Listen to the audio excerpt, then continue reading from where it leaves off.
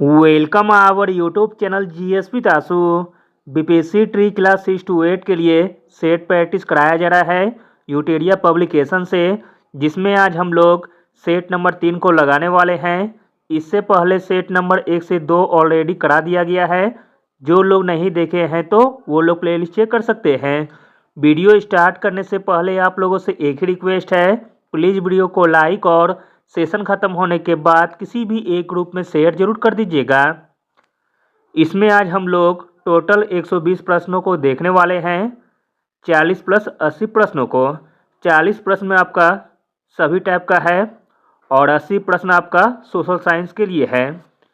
चलिए स्टार्ट करते हैं। स्टार्टिंग में कुछ प्रश्न मैथ के दिए गए हैं, जिसे आप लोग खुद से बना लीजिएगा। मैं सभी का आंसर बता देता हूँ। 31 का आंसर हो जाएगा ऑप्शन नंबर ए। 32 का आंसर होगा ऑप्शन नंबर ए। 33 का आंसर हो जाएगा ऑप्शन नंबर सी। 34 का आंसर होगा ऑप्शन नंबर ए। 35 का आंसर हो जाएगा ऑप्शन नंबर बी।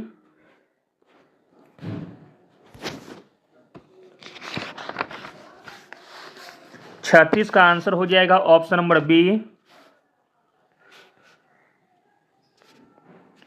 37 का आंसर होगा ऑप्शन नंबर बी।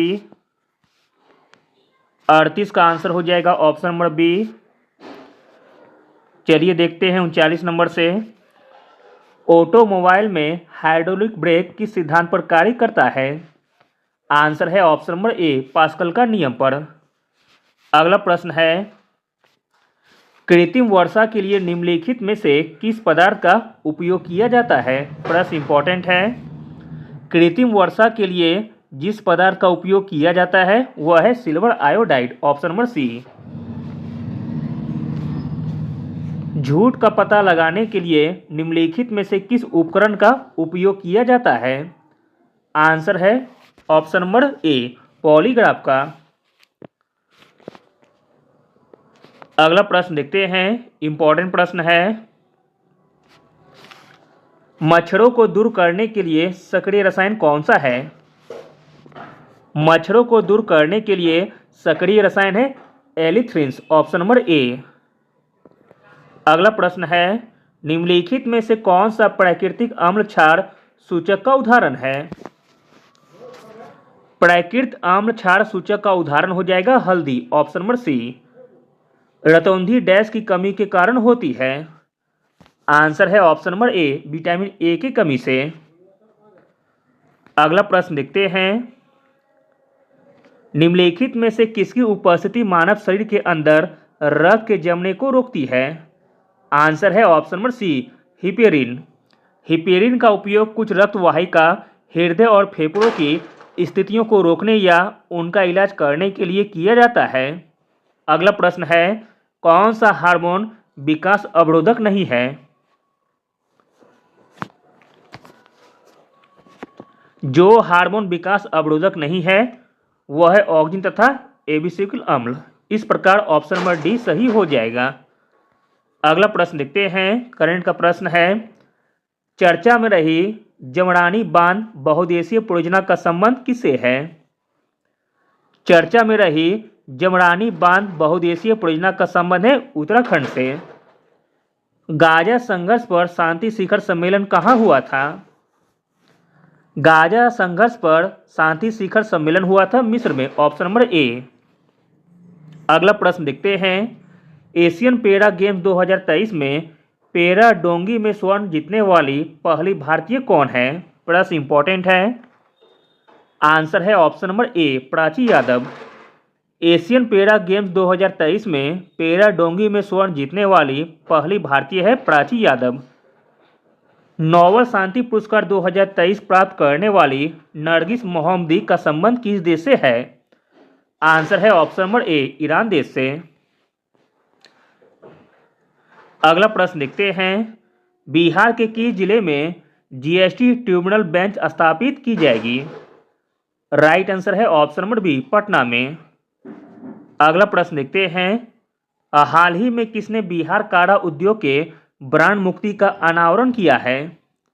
आंसर है option number C, Nitish Kumar ने। अगला प्रश्न है, सागौन, साल, शीशम, चंदन किस प्रकार के वनों की प्रमुख प्रजातियां हैं? सागौन, साल, शीशम, चंदन पर्णपाती वन की प्रमुख प्रजातियां हैं। Option number A. अगला प्रश्न देखते हैं, निम्नलिखित में से कौन सा युग्म सही है? जो युग्म सही है वह है ऑप्शन नंबर सी, केवल 3।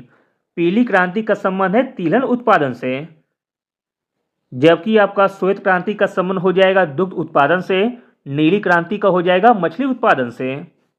अगला प्रश्न देखते हैं, निम्नलिखित में से कौन सा भारतीय राज्य भूटान के साथ सीमा साझा नहीं करता है?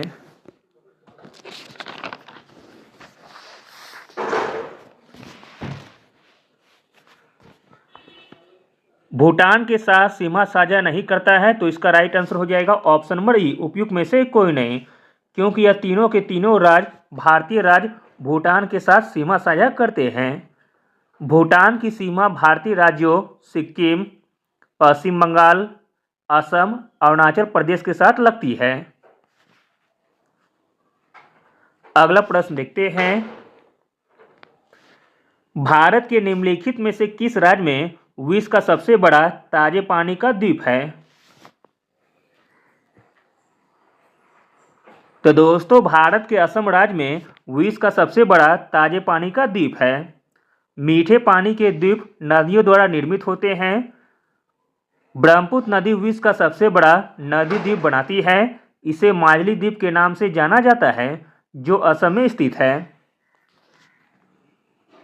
अगला प्रश्न देखते हैं, लिथोस्फीयर में शामिल हैं। लिथोस्फीयर में शामिल हैं भूपर्वतीय और ऊपरी मेंटल। अगला प्रश्न है, रेगुड़ मिट्टी का दूसरा नाम क्या है?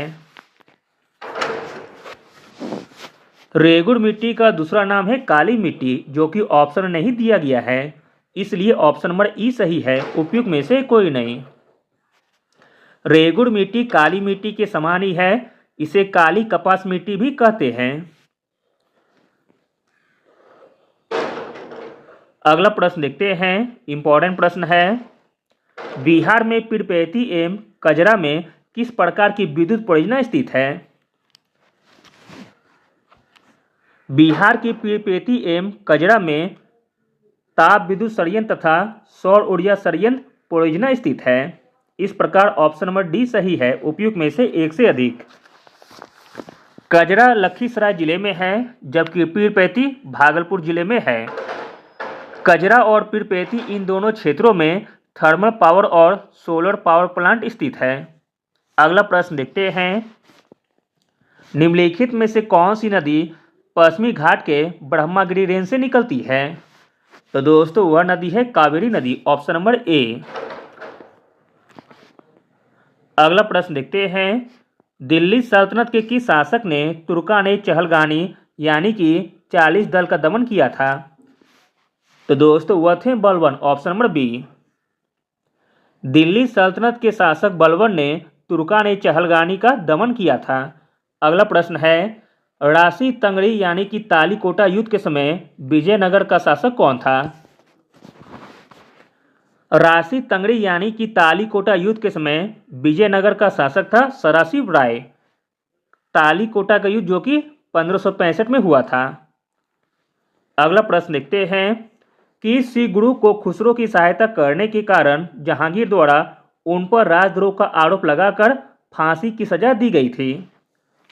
तो दोस्तों, वह सिख गुरु थे गुरु अर्जुन देव। अगला प्रश्न है, मिथिला के कर्नाट वंश की स्थापना किसने की थी?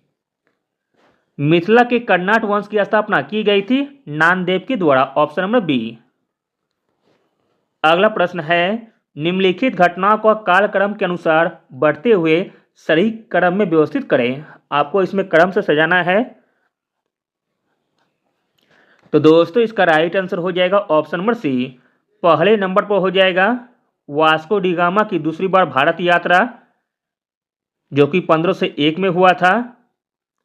फिर इसके बाद हो जाएगा ब्रिटिश ईस्ट इंडिया कंपनी की स्थापना 1599 में। फिर इसके बाद हो जाएगा बेदरा का निर्णायक युद्ध जो कि 1759 में हुआ था। और लास्ट में हो जाएगा वांडी वांस का निर्णायक युद्ध जो कि 1760 में हुआ था। अगला प्रश्न देखते हैं, किस मुगल सम्राट के काल में ईस्ट इंडिया कंपनी ने भारत में सर्वप्रथम कारखाना स्थापित किया था? आंसर है ऑप्शन नंबर बी, जहांगीर के शासन काल में। अगला प्रश्न देखते हैं, मोस्ट इंपॉर्टेंट प्रश्न है, वानर सेना एवं मंजरी सेना का गठन किस आंदोलन के दौरान किया गया था? वानर सेना एवं मंजरी सेना का गठन किया गया था सविनय अवज्ञा आंदोलन के दौरान, ऑप्शन नंबर सी। अगला प्रश्न है, निम्नलिखित में से किस अखबार को रातों रात वर्नाकुलर प्रेस एक्ट के बचने के लिए अंग्रेजी अखबार में तब्दील कर दिया गया था? तो दोस्तों वह समाचार पत्र था अमृत बाजार पत्रिका, ऑप्शन नंबर सी। शिशिर कुमार एवं मोतीलाल घोष के नेतृत्व में अमृत बाजार पत्रिका का प्रकाशन अंग्रेजी एवं बांग्ला दोनों भाषा में होता था, पर वर्नाकुलर प्रेस एक्ट के बचने के लिए इसके संपादकों ने इसे रातों रात सिर्फ अंग्रेजी अखबार में तब्दील कर दिया था। अगला प्रश्न देखते हैं, इंपॉर्टेंट है, क्रांति की तलवार में धार वैचारिक पत्थर पर रगड़ने से आती है, उपरोक्त कथन निम्नलिखित में से किसने कहा था? तो दोस्तों यह कथन कहा गया था भगत सिंह जी के द्वारा, ऑप्शन नंबर बी। क्रांतिकारी लक्ष्य में विचारधारा की भूमिका का महत्व जनता एक पहुंचाने के उद्देश्य से भगत सिंह ने लाहौर कोर्ट में कहा था, क्रांति की तलवार में धार वैचारिक पत्थर पर रगड़ने से आती है। अगला प्रश्न देखते हैं, निम्न में से किस क्षेत्र में अस्थायी बंदोबस्त की प्रथा प्रचलित नहीं थी? तो दोस्तों वह क्षेत्र था पंजाब का, ऑप्शन नंबर सी। भारत में अंग्रेजों ने 3 प्रकार की भू राजस्व व्यवस्था लागू की थी, बंगाल, बिहार, उड़ीसा, उत्तर पश्चिम प्रांत में बनारस खंड और उत्तरी कर्नाटक में भूमि का अस्थायी बंदोबस्त अर्थात जमींदारी प्रथा प्रचलित थी, जबकि उत्तर पश्चिमी प्रांत, मध्य प्रांत एवं पंजाब में महारवाड़ी व्यवस्था लागू की गई थी। अगला प्रश्न देखते हैं,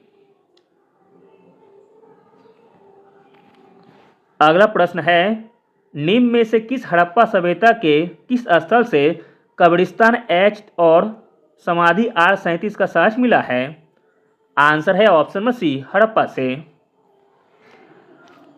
निम्न में से सही युग्म की पहचान कीजिए। इसमें आपका सही युग्म हो जाएगा ऑप्शन नंबर बी, योग दर्शन के प्रतिपादक थे पतंजलि। योग दर्शन के प्रतिपादक पतंजलि थे, न्याय दर्शन के गौतम थे, सांग दर्शन के कपिल थे, उत्तर मीमांसा या वेदांत दर्शन के प्रतिपादक थे बदनारायण। अगला प्रश्न देखते हैं 73 नंबर, गौतम बुद्ध द्वारा बौद्ध धर्म में दीक्षित किया जाने वाला अंतिम व्यक्ति निम्नलिखित में से कौन था? आंसर है ऑप्शन नंबर सी, सुभद्र। ददनी प्रथा के संबंध में कौन सा कथन सही है? ददनी प्रथा के संबंध में जो कथन सही है वह है ऑप्शन नंबर ए तथा सी। ददनी प्रथा जो कि यह दक्षिण भारत में प्रचलित सामाजिक प्रथा थी, यह व्यापारियों द्वारा कारीगरों को दी जाने वाली पूंजीगत सहायता से संबंधित थी। अगला प्रश्न देखते हैं, तेभागा आंदोलन से प्रभावित क्षेत्रों में शामिल था। तेभागा आंदोलन से प्रभावित क्षेत्रों में शामिल था बंगाल तथा त्रिपुरा। तेभागा आंदोलन 1946 से 1950 तक चला था, मूलतः बटाईदारों किसानों का संघर्ष था। इसका नेतृत्व मुख्यतः कंपाराम एम भवन सिंह ने किया था। इस आंदोलन की शुरुआत त्रिपुरा के हसनाबाद इलाके से शुरू हुआ तथा शीघ्र ही यह बंगाल के क्षेत्रों में फैल गया। अंतर सही उत्तर ऑप्शन नंबर डी है। अगला प्रश्न देखते हैं, किस आयोग ने सर्वप्रथम यह सिफारिश किया कि जरूरतमंद लोगों को अकाल के दौरान सहायता प्रदान करना राज्य का कर्तव्य है? तो दोस्तों वह आयोग था स्टेची आयोग, option number B. Lord Lytton ने 1880 में स्टैची आयोग का गठन अकाल के दौरान की स्थिति की समीक्षा के लिए किया था? अगला प्रश्न देखते हैं। भारत छोड़ो आंदोलन के दौरान आजाद दस्ता के कार्यों में क्या शामिल नहीं था? भारत छोड़ो आंदोलन के दौरान आजाद दस्ता के कार्यों में शामिल नहीं था अलोकप्रिय अधिकारियों की हत्या करना। अगला प्रश्न देखते हैं, इंपॉर्टेंट प्रश्न है। सम्राट शाह आलम द्वितीय ने ईस्ट इंडिया कंपनी को बंगाल, बिहार तथा ओडिशा की दीवानी कब प्रदान की थी? राइट आंसर है ऑप्शन नंबर सी, 12 अगस्त 1765 को। अगला प्रश्न देखते हैं, किस वर्ष ब्रिटिश सरकार द्वारा साम्यवादी पार्टी पर प्रतिबंध लगा दिया गया था? तो दोस्तों वह वर्ष था वर्ष 1934 ईस्वी का, ऑप्शन नंबर सी। अगला प्रश्न है, बिहार में व्यक्तिगत सत्याग्रह के दूसरे सत्याग्रही कौन थे? प्रश्न इंपॉर्टेंट है। बिहार में व्यक्तिगत सत्याग्रह के दूसरे सत्याग्रही थे अनुग्रह नारायण सिन्हा, जबकि पहले थे श्री कृष्ण सिंह। अगला प्रश्न देखते हैं, किस आंदोलन से पूर्व गांधी जी ने कहा था मैंने रोटी मांगी थी बदले में मुझे पत्थर मिला? आंसर हो जाएगा ऑप्शन नंबर बी, सविनय अवज्ञा आंदोलन के पूर्व। अगला प्रश्न देखते हैं, निम्नलिखित में से किसे भारतीय पत्रकारिता का राजकुमार कहा जाता है? प्रश्न इंपॉर्टेंट है। भारतीय पत्रकारिता का राजकुमार कहा जाता है कृष्णदास पाल को, ऑप्शन नंबर बी। अगला प्रश्न देखते हैं, निम्नलिखित कथनों में पुर्तगालियों के विषय में कौन सा कथन असत्य है? तो दोस्तों इसका राइट आंसर हो जाएगा ऑप्शन नंबर ई, उपयुक्त में से कोई नहीं, क्योंकि पुर्तगालियों के बारे में यह तीनों कथन सही दिए गए हैं। सर्वप्रथम भारत में व्यापारिक संबंध स्थापित करने वाली यूरोपीय शक्ति पुर्तगाली थी। पुर्तगालियों ने भारत में तंबाकू, मूंगफली, आलू, मक्का एवं पपीता की खेती की शुरुआत की थी। भारत में गौथिक स्थापत्य कला का आगमन पुर्तगालियों के माध्यम से हुआ था। अगला प्रश्न देखते हैं, हुमायूं द्वारा लड़े गए निम्नलिखित युद्धों में से सबसे बाद में कौन सा युद्ध हुआ था? आंसर है ऑप्शन नंबर बी, सरहिंद का युद्ध। सरहिंद का युद्ध जो कि 1555 में हुआ था। बिलग्राम या कन्नौज का युद्ध 1540 में हुआ था। चौसा का युद्ध 1539 में हुआ था तथा देवड़ा का युद्ध 1531 में हुआ था। अगला प्रश्न है, विजयनगर का सैन्य विभाग क्या कहलाता था? प्रश्न इंपॉर्टेंट है। विजयनगर का सैन्य विभाग कहलाता था कदाचार, ऑप्शन नंबर सी। अगला प्रश्न देखते हैं, निम्नलिखित में से कौन सा अकबर द्वारा चलाया गया सबसे बड़ा सोने का सिक्का था? प्रश्न इंपॉर्टेंट है। अकबर के द्वारा चलाया गया सबसे बड़ा सोने का सिक्का था संसब, ऑप्शन नंबर सी। द्वितीय विश्व युद्ध का प्रारंभ कब हुआ था? द्वितीय विश्व युद्ध प्रारंभ हुआ था 1 सितंबर 1939 ईस्वी को, ऑप्शन नंबर सी। अगला प्रश्न देखते हैं, इंपॉर्टेंट प्रश्न है, कुओमिंतांग नाम राष्ट्रवादी दल का गठन किया निम्न में से किसने किया था? आंसर है ऑप्शन नंबर ए, डॉक्टर सन्यास सेन ने। कुओमिंतांग नाम राष्ट्रवादी दल का गठन किया था डॉक्टर सन्यास सेन ने। अगला प्रश्न देखते हैं, अगला प्रश्न है, प्रशा के राजा विलियम प्रथम को जर्मनी का सम्राट कब घोषित किया था? आंसर है ऑप्शन नंबर सी, 1871 ईस्वी में। अगला प्रश्न देखते हैं, इतिहास लेखन में सबाल्टर्न शब्द का उपयोग निम्न में से किस देश में एक अधीनस्थ या कर्निश सैन्य अधिकारी को नामित करने के लिए किया जाता था? तो दोस्तों वह देश है ग्रेट ब्रिटेन, ऑप्शन नंबर ए। इतिहास लेखन में सबाल्टर्न शब्द का उपयोग ग्रेट ब्रिटेन में एक अधीनस्थ या कर्निश सैन्य अधिकारी को नामित करने के लिए किया जाता था। अगला प्रश्न देखते हैं, भारत का समय निर्धारण निम्न में से किस देशांतरीय रेखा के द्वारा किया जाता है? आंसर है ऑप्शन नंबर बी, 82.5 डिग्री इस देशांतर। अगला प्रश्न है, निम्न ग्रहों में से किसे पृथ्वी की बहन कहा जाता है? आंसर है ऑप्शन नंबर ए, शुक्र को। किस ग्रह का गैलेक्सी समान ग्रह कहा जाता है? आंसर है ऑप्शन नंबर बी, शनि को। शनि ग्रह के पास उपग्रहों का एक बड़ा समूह होता था, इसी कारण इसको गैलेक्सी समान ग्रह की उपाधि दे दी गई थी। 2023 के आंकड़ों के अनुसार भी इसके पास सर्वाधिक 145 उपग्रह गिना जा चुका है। अगला प्रश्न है, पृथ्वी का मध्य वाला भाग किस नाम से जाना जाता है? पृथ्वी का मध्य वाला भाग जिस नाम से जाना जाता है वह है मेंटल के नाम से, ऑप्शन नंबर बी। अगला प्रश्न देखते हैं, अपसादी चट्टानों के रूपांतरण से बने चट्टान का उदाहरण है। अपसादी चट्टानों के रूपांतरण से बने चट्टान का उदाहरण है संगमरमर, ऑप्शन नंबर सी। अगला प्रश्न देखते हैं, अवरोधी पर्वत का कौन उदाहरण है? इसमें आपका अवरोधी पर्वत का उदाहरण हो जाएगा पाकिस्तान का salt range, option number C. अगला प्रश्न है, विश्व का सबसे बड़ा डेल्टा कौन सा है? विश्व का सबसे बड़ा डेल्टा है Sundarban delta, option number A. अगला प्रश्न देखते हैं, आयतन की दृष्टि से विश्व का सबसे बड़ा जलप्रपात कौन सा है? आयतन की दृष्टि से विश्व का सबसे बड़ा जलप्रपात है नियाग्रा जलप्रपात, ऑप्शन नंबर सी। अगला प्रश्न है, विश्व की सबसे लंबी नदी कौन सी है?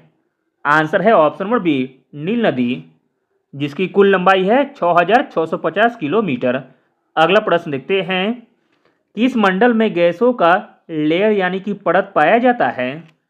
तो दोस्तों वह मंडल है वायुमंडल, ऑप्शन नंबर सी। निम्न में से कौन ठंडी पवन का उदाहरण है? इसमें आपका ठंडी पवन का उदाहरण हो जाएगा नार्दर्न पवन, ऑप्शन नंबर ए। नार्दर्न पवन जो कि यूएसए में बहने वाली पवन है। अगला प्रश्न देखते हैं, निम्न में से पवन के अपर्दन क्रिया द्वारा बनने वाली स्थलाकृति कौन सी है? आंसर है ऑप्शन नंबर सी, गारा या मशरूम। गारा या मशरूम या छत्रक सेल पवन के अपर्दन चक्र के अंतर्गत बढ़ने वाली स्थलाकृति है। अगला प्रश्न देखते हैं, कार्डिलेरा डी लॉस एंडीज पर्वत श्रृंखला का सर्वोच्च शिखर कौन है? आंसर है ऑप्शन नंबर सी, एकांगागुआ।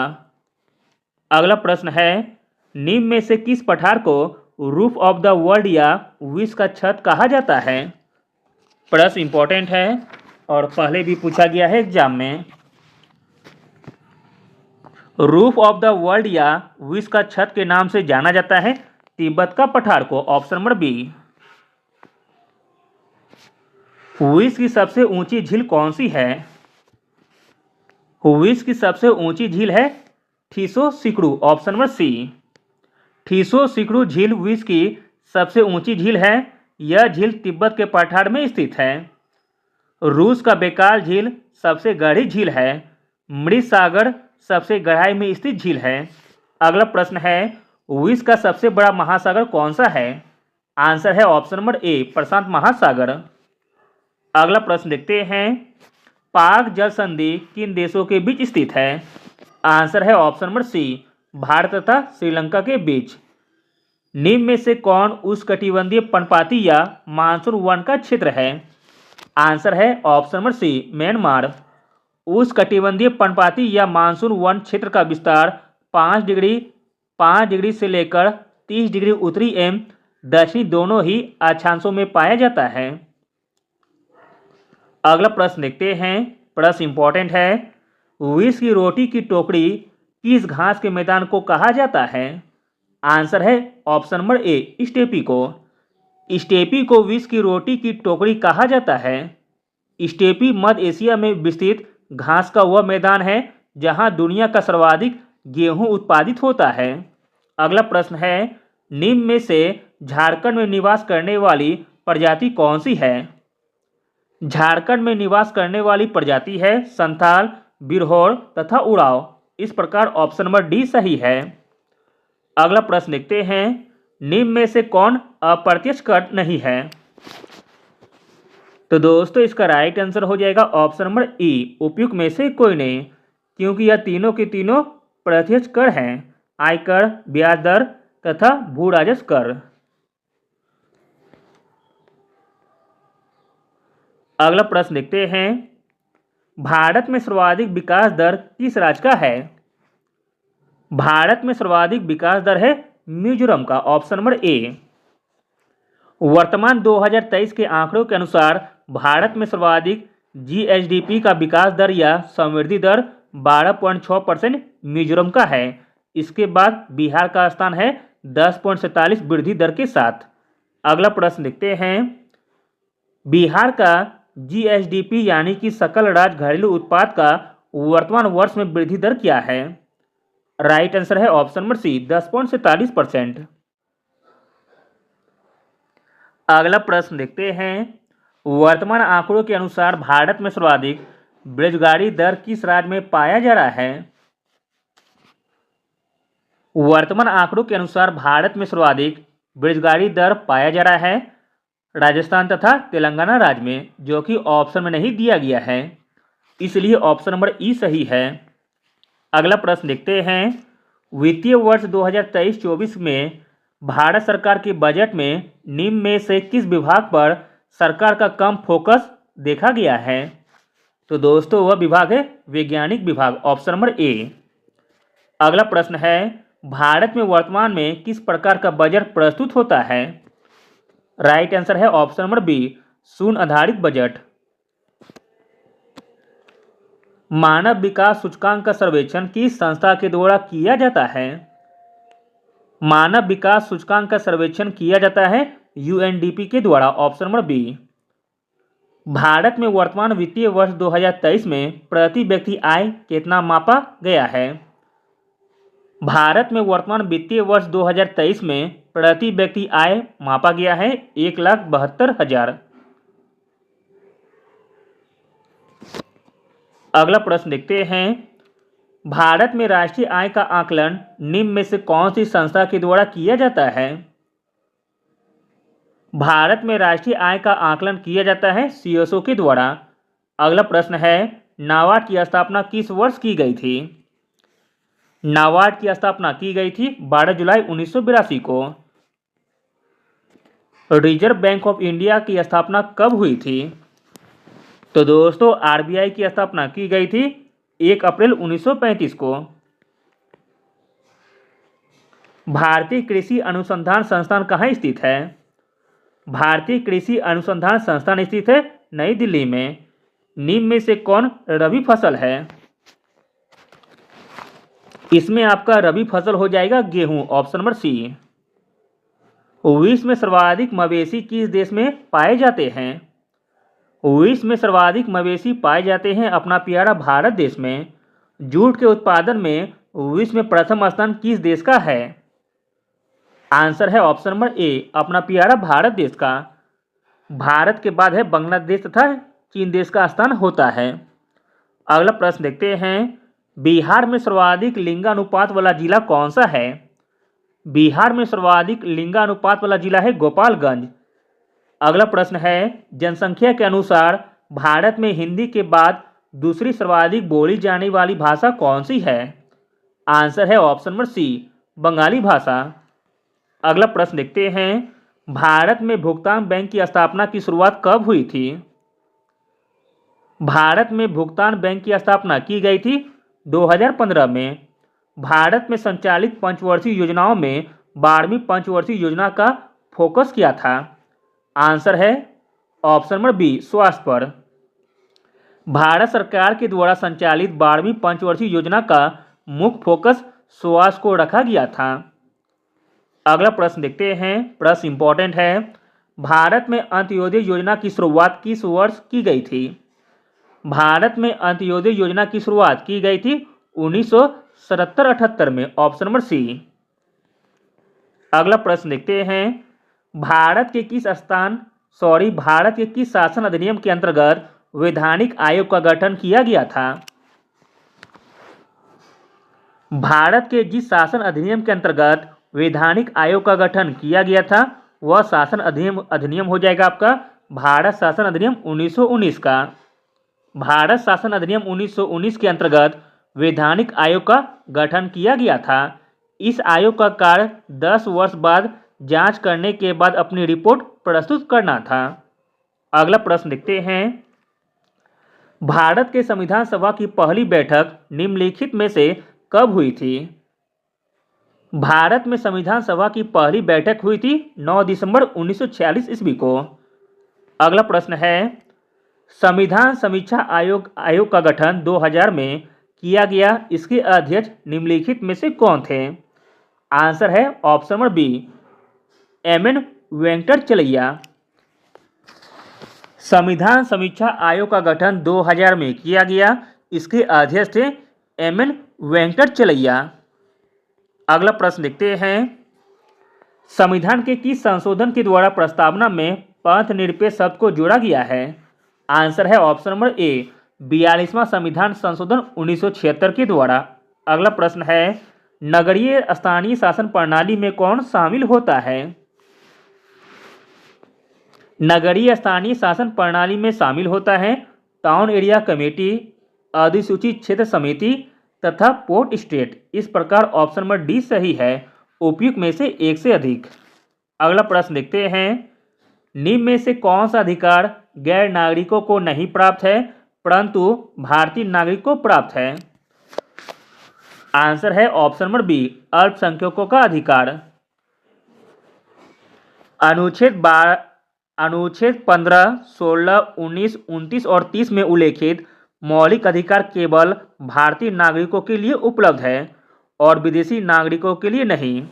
अगला प्रश्न देखते हैं, निम्नलिखित में से कौन सा रिट किसी अवैध व्यक्ति से सरकारी पद को बचाने के लिए जारी किया जाता है? तो दोस्तों वह रिट है अधिकार परीक्षा, ऑप्शन नंबर सी। यह अवैधानिक रूप से किसी सार्वजनिक पद पर आसीन व्यक्ति के विरुद्ध जारी किया जाता है। संसद इनको लागू करने के लिए उचित अधिनियम बनाएगा। अगला प्रश्न देखते हैं, निम्नलिखित कथनों पर विचार करें, उपयुक्त में से कौन सा कथन गलत है आपको बताना है। तो दोस्तों इसका राइट आंसर है ऑप्शन नंबर बी, केवल 2 कथन गलत है। 61वां संवैधानिक संशोधन अधिनियम 1986 ने मतदान के अधिकार के लिए 21 वर्षों से घटाकर 18 वर्ष कर दिया, जो कि गलत कथन दिया गया है। 61वें संविधान संशोधन अधिनियम 1989 ने मतदान के अधिकार के लिए उम्र 21 वर्ष से घटाकर 18 वर्ष कर दिया था। अगला प्रश्न देखते हैं, संसद का व्यय का लेखा जोखा निम्नलिखित में से कौन देखता है? संसद का व्यय का लेखा जोखा देखता है नियंत्रक और महालेखा परीक्षक। अगला प्रश्न देखते हैं, वर्चस्व शब्द का प्रयोग राजनीति विज्ञान में किस रूप में किया जाता है? वर्चस्व शब्द का प्रयोग राजनीति विज्ञान में किया जाता है एक राज्य के नेतृत्व के रूप में, एक ही केंद्र के रूप में तथा प्रभुत्व का बोध के लिए। इस प्रकार ऑप्शन नंबर डी सही हो जाएगा। अगला प्रश्न है, शीत युद्ध के बाद किस योजना के तहत ही 1948 में यूरोपीय आर्थिक सहयोग संगठन की स्थापना की गई थी? तो दोस्तों वह योजना थी मार्शल योजना, ऑप्शन नंबर ए। शीत युद्ध के बाद मार्शल योजना के तहत ही 1948 में यूरोपीय आर्थिक सहयोग संगठन की स्थापना की गई थी। अगला प्रश्न है, निम्नलिखित में से किस आधार पर उच्चतम न्यायालय एवं उच्च न्यायालय के न्यायाधीशों पर महाभियोग चलाया जाता है? आंसर है ऑप्शन नंबर सी, 2 तथा 3, शीत कदाचार के तहत तथा अक्षमता के तहत। अगला प्रश्न है, जुलाई 1946 में हुए चुनाव में निर्वाचित सदस्यों की संख्या के संबंध में कौन गलत है? आंसर है ऑप्शन नंबर डी, उपयुक्त में से कोई नहीं, क्योंकि यह तीनों के तीनों सही दिए गए हैं। जुलाई 1946 में हुए चुनाव में निर्वाचित सदस्यों की संख्या के बारे में सही दिया गया है। कांग्रेस को 208 मिला था, मुस्लिम लीग को 73 सीटें मिली थी, स्वतंत्र को 6 सीटें मिली थी। अगला प्रश्न देखते हैं, वर्तमान में राज्यसभा में राज्यों में से कितने सदस्य चुने जाते हैं? वर्तमान में राज्यसभा में राज्यों के 229 सदस्य चुने जाते हैं। राज्यसभा के लिए वर्तमान में कुल 245 सदस्य चुने जाते हैं, जिनमें से राज्यों में से 229 तथा संघ राज्य क्षेत्रों में से 4 सदस्य, जबकि राष्ट्रपति के द्वारा 12 मनोनीत सदस्य किए जाते हैं।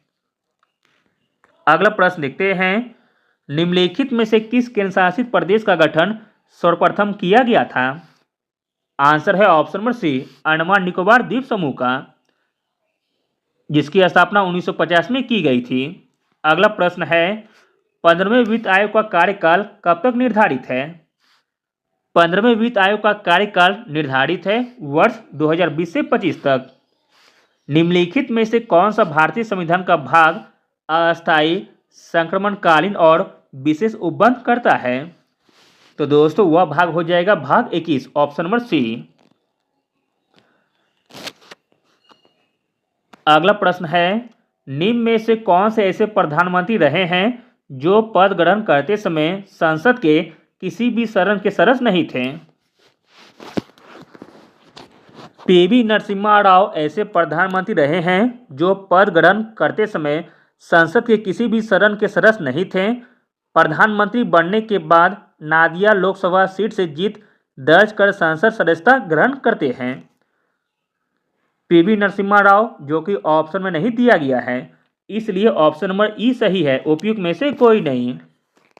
अगला प्रश्न देखते हैं, भारतीय संविधान में संसद के दोनों सदनों की संयुक्त बैठक निम्न में से किस अवसर पर बुलाए जा सकते हैं? आंसर है ऑप्शन नंबर ए, साधारण विधेयक पर। अगला और अंतिम प्रश्न देखते हैं, निम्न में से किस राज्य की विधान परिषद के सदस्यों की कुल संख्या 75 है? आंसर है ऑप्शन नंबर बी तथा सी। कर्नाटक विधान परिषद का सीट 75 है तथा बिहार का भी 75 है, इसलिए ऑप्शन नंबर डी सही हो जाएगा, उपयुक्त में से एक से अधिक। Thank you.